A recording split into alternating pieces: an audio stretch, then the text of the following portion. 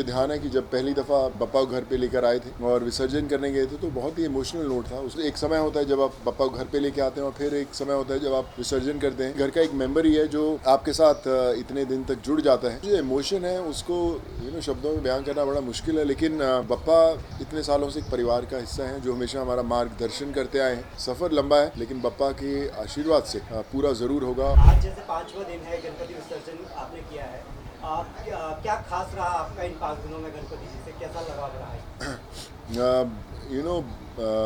मुझे ध्यान है कि जब पहली दफ़ा पप्पा को घर पे लेकर आए थे और विसर्जन करने गए थे तो बहुत ही इमोशनल नोट था। उसको आज 25 साल से ऊपर हो गए हैं और हर साल वो एक समय होता है जब आप पप्पा को घर पे लेके आते हैं और फिर एक समय होता है जब आप विसर्जन करते हैं। तो ऐसा लगता है कि घर का एक मेंबर ही है जो आपके साथ इतने दिन तक जुड़ जाता है। तो आई थिंक वो जो इमोशन है उसको शब्दों में बयान करना बड़ा मुश्किल है, लेकिन पप्पा इतने सालों से एक परिवार का हिस्सा हैं जो हमेशा हमारा मार्गदर्शन करते आए हैं और बताते आए हैं कि किस तरह लोगों से जुड़ना है। और आज बड़ा ही एक इमोशनल सी फीलिंग होती है क्योंकि हर रोज़ की एक रूटीन होती है। सुबह उठते हैं, पप्पा का आशीर्वाद लेते हैं, आरती होती है, शाम को फिर आरती होती है, प्रसाद बढ़ता है और फिर अचानक आपको लगता है अरे यार वो सब बंद हो गया वो कार्यक्रम। बट पप्पा की ब्लेसिंग्स होती हैं और फिर उन्हीं के दिखाए हुए रास्तों पर हमेशा चलते रहना है आपको। सर, हम जानना चाह रहे हैं कि बप्पा से जुड़ा हुआ कोई ऐसा किस्सा जो आपकी ज़िंदगी में एक अहम स्थान रखता है, क्या आप बताइए? मुझे लगता है कि हर साल पप्पा कुछ ना कुछ नया सिखाते आए हैं, देते आए हैं। जब पहली दफ़ा मैं मुंबई आया था तब पता नहीं था कि किस तरह किन विधियों से पप्पा को घर लाते हैं, आप पूजा करते हैं, फिर विसर्जन करते हैं, फिर पप्पा ने खुद सिखाया। तो मुझे लगता है कि मैं अपने बड़े दोस्तों को भी बोलता हूँ और उनके घर पे भी हम पप्पा लेकर आए कि पप्पा को जो हम विघ्नहर्ता बोलते हैं वो एक्चुअली आप एक्सपीरियंस करते हैं जब आप घर पे लेके आते हैं। इनफैक्ट मैं सबको बोलता हूँ कि ज़रूर लेकर आएँ पप्पा घर पे, क्योंकि जब तक आप नहीं लेके आएंगे पप्पा आपका इंतज़ार करते रहेंगे कि आप उन्हें घर पर लेके आएँ। और एक परिवार का मेंबर है, उसे हमेशा सदस्य को घर पे जब तक नहीं आता घर कंप्लीट नहीं होता, पूरा नहीं होता।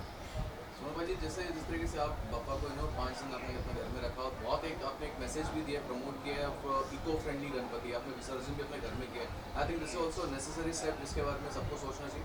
बिल्कुल, और मुझे लगता है मैं अभी आ भी रहा था जूसे, मैंने देखा है कि बहुत सारे लोग जो हैं आजकल इस चीज़ को फॉलो करते हैं। पेंडॉल्स में इको फ्रेंडली पप्पा मिलते हैं, विसर्जन इको फ्रेंडली हो गए हैं, सोसाइटीज़ में पॉन्ड्स बन गए हैं जहाँ पर वो विसर्जन करते हैं।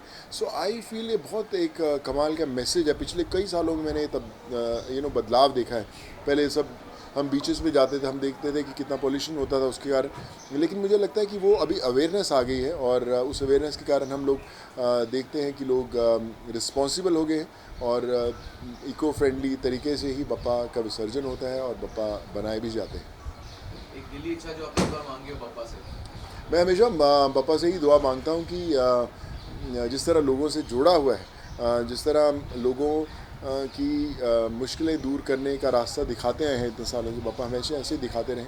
सफ़र लंबा है लेकिन पप्पा के आशीर्वाद से पूरा ज़रूर होगा और हर साल ऐसे ही जुड़ते रहेंगे। और इस साल तो फतेह भी आ रही है तो पप्पा की ब्लेसिंग्स और भी चाहिए क्योंकि ये फिल्म बड़ी स्पेशल है, बहुत करीब है मेरे।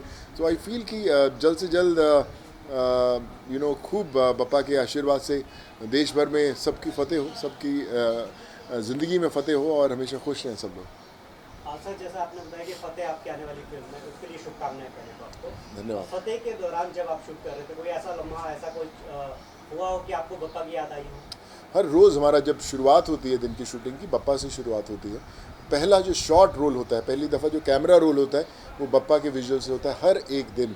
बोलते हैं कि ज़िंदगी की शुरुआत बप्पा से होती है, आपके काम की शुरुआत बप्पा से होती है, कोई भी बड़ी चीज़ करते हो उसकी शुरुआत भी बप्पा से होती है। तो आई फील कि हमारी शूटिंग तो बप्पा के बिना शुरू हो ही नहीं सकती।